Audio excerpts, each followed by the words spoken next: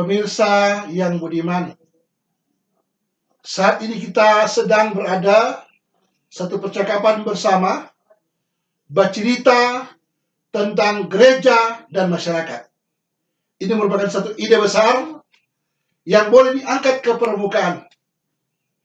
Dan dalam kesempatan ini, topik percakapan kita yaitu refleksi seorang budayawan tentang Paskah. Dalam hal ini saya bercakap-cakap, saya lagi bercerita dengan saudara kita, Glenn Hill W.O., sarjana sastra. Beliau ini seorang sastrawan, seorang budayawan di tanah Minahasa ini. Karena itu, saya tidak akan berpanjang lebar dalam hal ini, langsung saja pada ide atau hal-hal yang perlu dipertanyakan dalam kesempatan ini, yang perlu kita diskusikan, kita percakapkan bersama, kita bercerita bersama dengan saudara kita Glenn Hill W.O., sarjana sastra, menyangkut konsep dan gagasan. Silakan, Pak. Ya, tentu saja percakapan kita pada sore hari ini yang sudah digariskan pada tema yaitu berhubungan kebudayaan dan Paskah. Paskah sendiri adalah sebuah event kebudayaan. Dia sudah dilangsungkan berabad-abad lamanya. Pada saat kita selalu menghubungkan Paskah dengan kekristenan, tetapi juga ada literatur kebudayaan yang menyebut bahwa perayaan-perayaan serupa juga sudah eksis pra-Kristiani. Bahkan ada yang mengatakan bahwa ide dari Paskah sendiri itu adalah kelangsungan dari ide yang sudah lebih tua yang kemudian diadopsi oleh kekristenan kemudian. Jadi ini sangat menarik karena Paskah adalah sebuah event kultural. Itu mungkin titik berangkat awal dari orang pembicaraan pada hari ini. Mungkin ada sedikit yang kita bisa angkat, ide tua yang diangkat ke permukaan dan dimasukkan nilai-nilai Kristiani. Kira-kira boleh dapat digambarkan dalam hal ini kepada audiens, kepada kita semua, supaya semakin mengerti dan memahami apa yang dimaksudkan oleh Pak atau saudara kita atau Bung Glenn Hill dalam hal ini. Baik,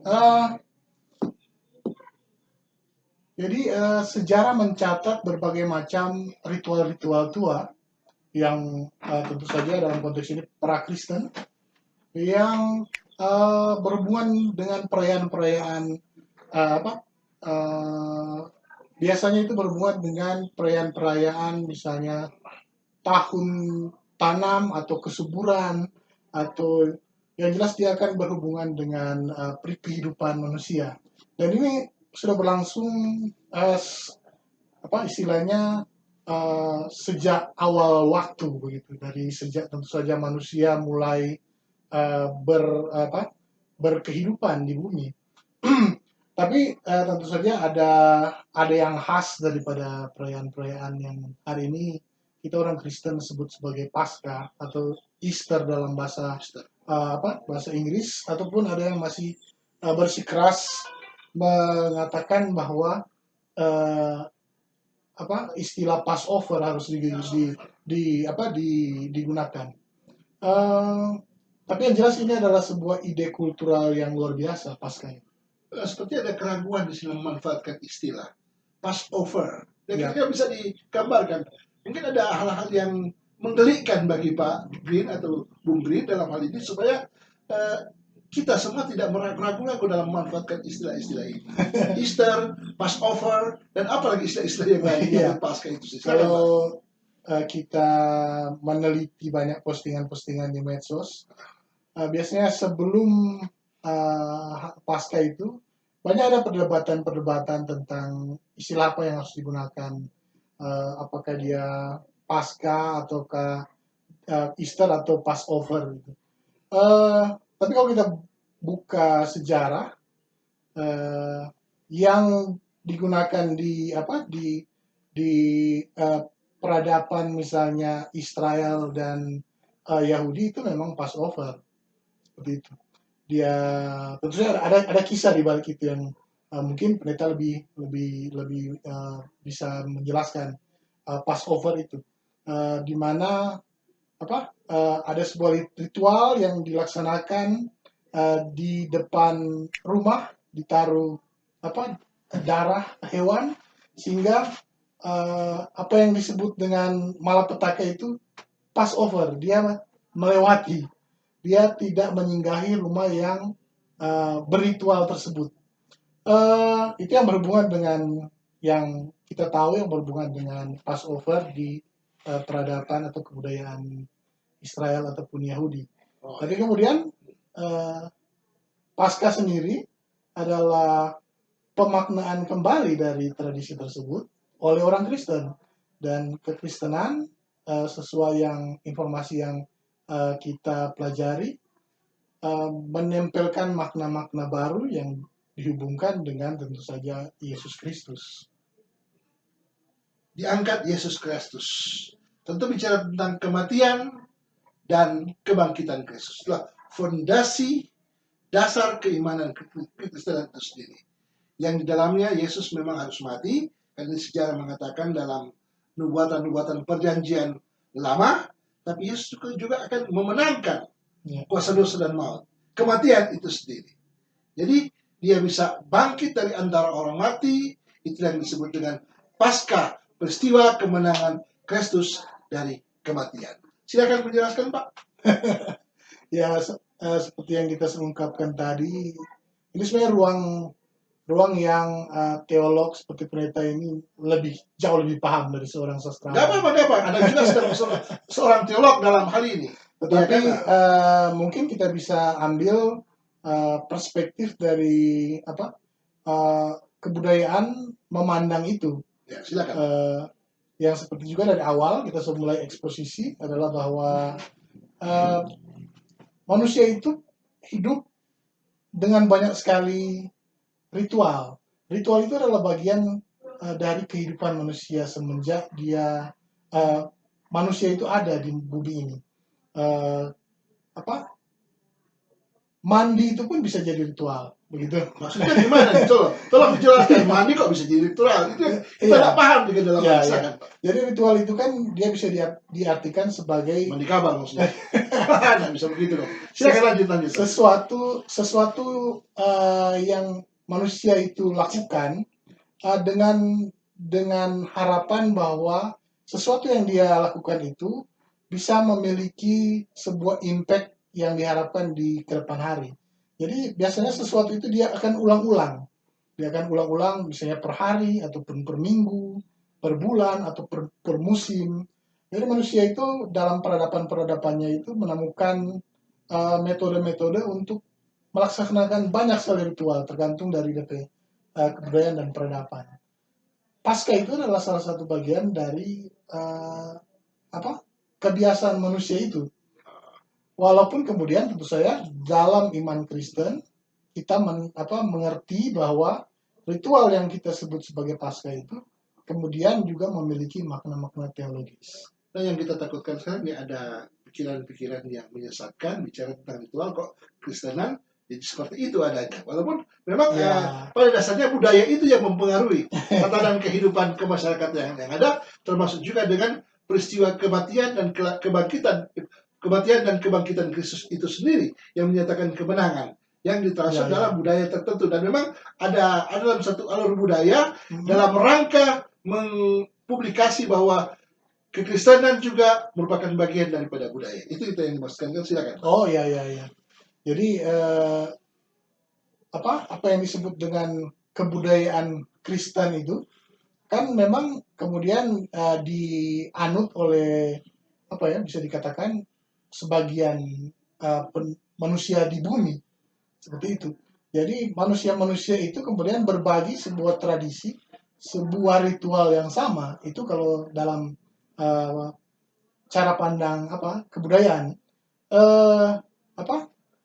Makna-makna yang dibalik ritual-ritual itu, termasuk di dalamnya Paskah yang kita bicarakan hari ini, diimani secara personal oleh tentu saja manusia-manusia tersebut. Dan jangan takut dengan kata ritual. Ritual hanya sebuah kata yang menggambarkan itu tadi yang kita sudah jelaskan.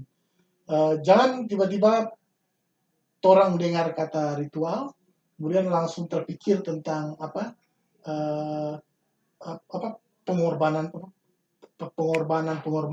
ataupun apa ya, yang biasa kita lihat perdukunan atau ya, maknanya Hal seperti itulah ya. maknanya tidak langsung seperti itu.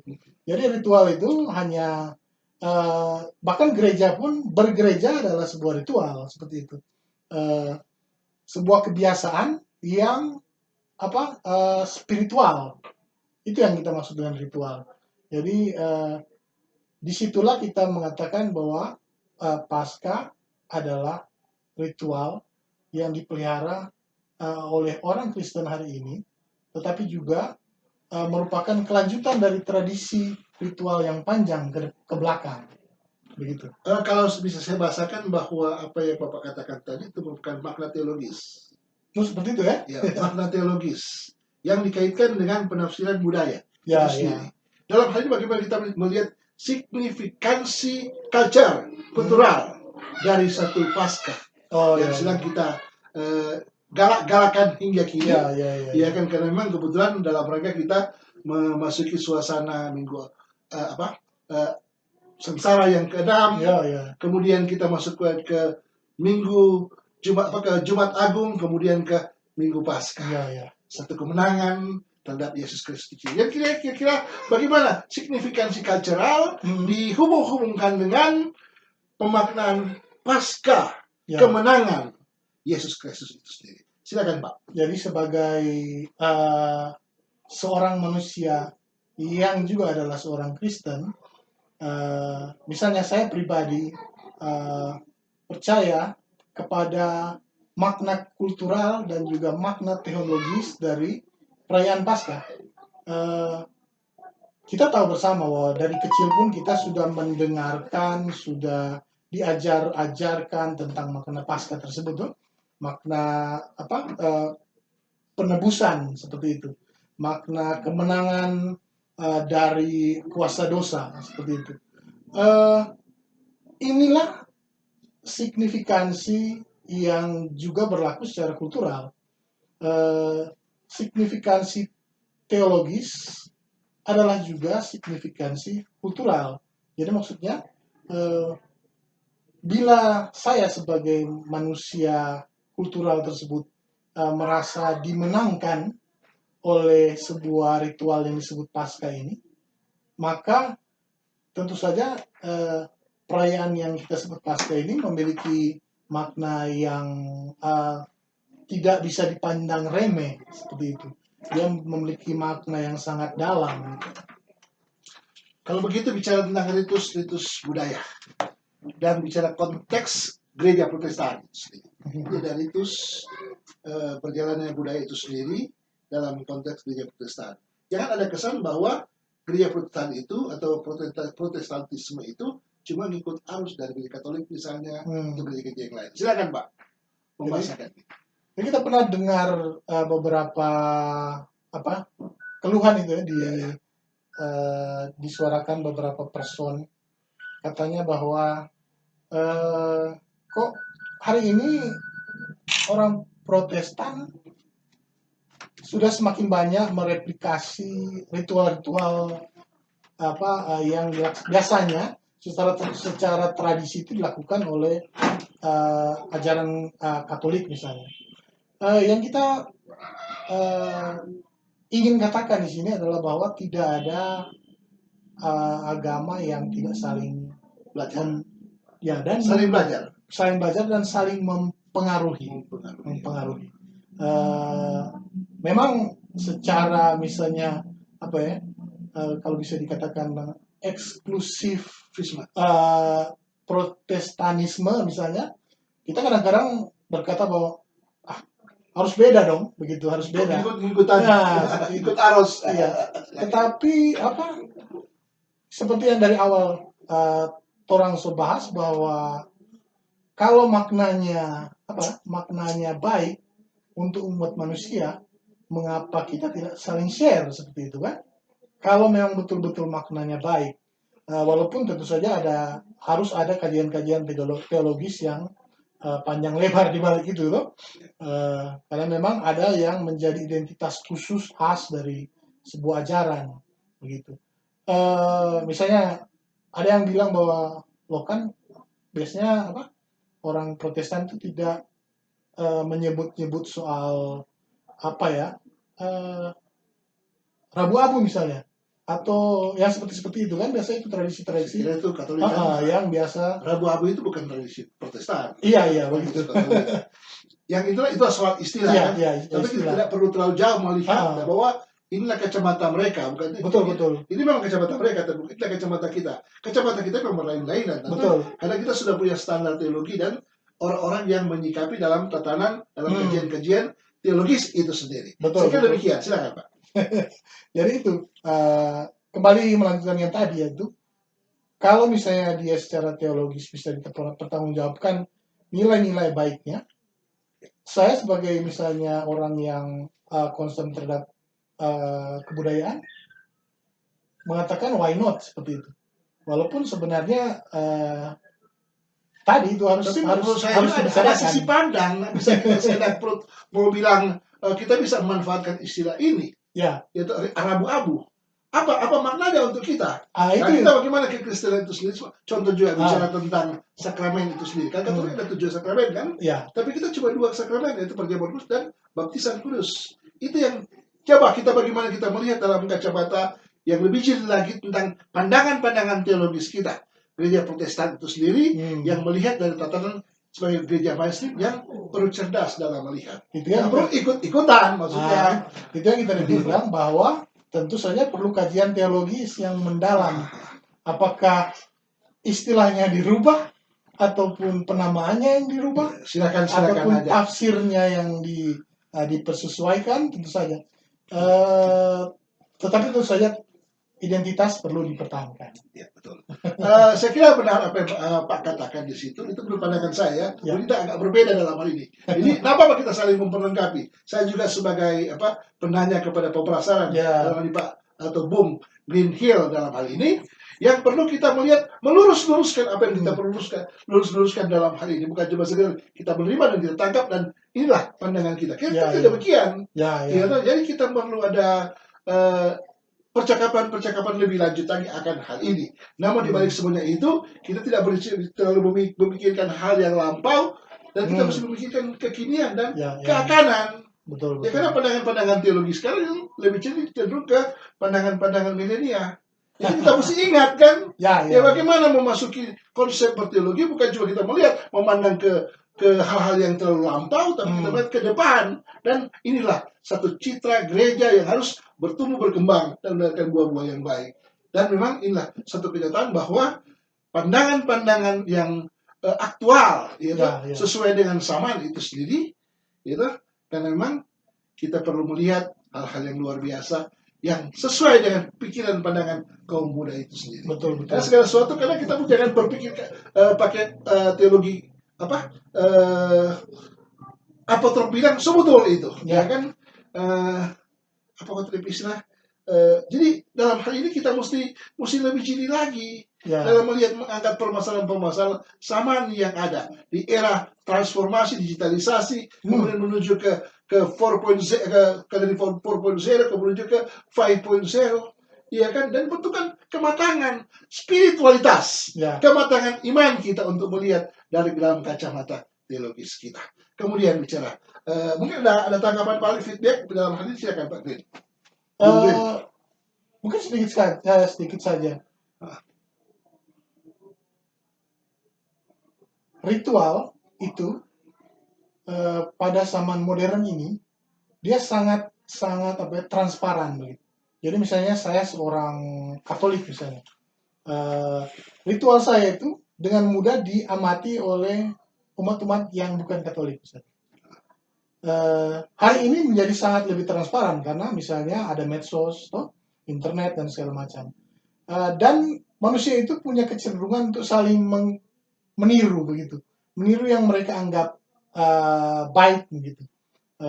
Dulu mungkin orang masih agak kurang apa ya, kurang paham dan kurang kurang mengenal misalnya ritual-ritual dari wilayah-wilayah yang berbeda. Tapi kemudian makanya hari ini terjadi lebih mudah itu saling meniru ritual-ritual yang dilakukan. Dan ini memang butuh usaha yang seperti apa Bapak bilang tadi, usaha yang apa ya, yang memang harus memikirkan banyak hal saja tentang doktrin, teologi dan segala macam itu. Jadi apa ya? Ini akan tetap terjadi ke depannya. Kalau menurut kita itu apa? eh, eh, apa? Copy paste dari ritual-ritual itu. Kalau kita bisa pakai istilah Terima itu kasih. ya. Ini hal Ya, yang luar biasa yang Pak hmm, Green, Bung Green, Green Hill, we all katakan dalam hal ini. Copy paste. Tapi memang kita juga harus kita jujur bahwa kita jangan manfaatkan teologi apa. Jadi semua sudah tertata dengan sendirinya. ya, Ya kata. Jadi dalam hal ini kita perlu melihat yang baru. Hal-hal yang luar biasa dengan catatan tidak keluar dari koridor Alkitabiah. Ya, itu pertama. Gitu?